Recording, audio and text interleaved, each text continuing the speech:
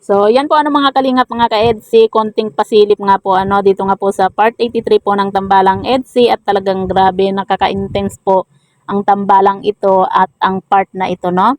At yan nga po sa mga nag-aabang, nagaya ko, sa mga sobrang nakamiss po ano dito nga po sa Tambalang EDSI, mapapanood na po natin ang premiere nga po ni Kalingap Rab mamayang alas 8. Kaya abang-abang na po tayo sa lahat ng mga fans po dyan ng EDSI.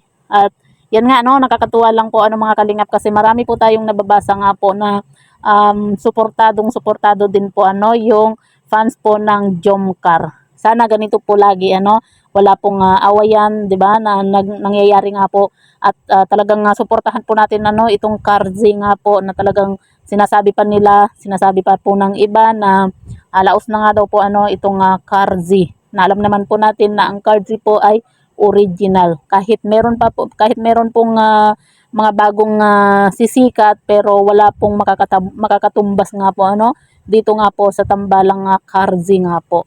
At yan nga po ano mga kalingap mga ka-EDSI, grabe excited na rin ba kayo gaya ko sa part 83 po ano nitong Tambalang EDSI at grabe at yan nga po malapit na rin po yung birthday po ni Beyonce kaya talagang marami po tayong aabangan nga po.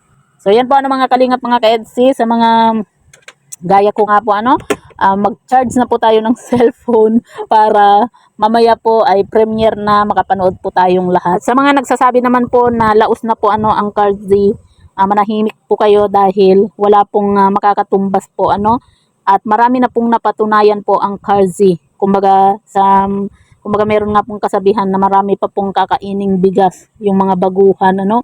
Kaya dapat nga po dito magsuportahan po tayo dahil nga po sa One Kalingap, One Family, hindi yung ibabash pa po natin ano yung ibang Kalingap Angels nga po.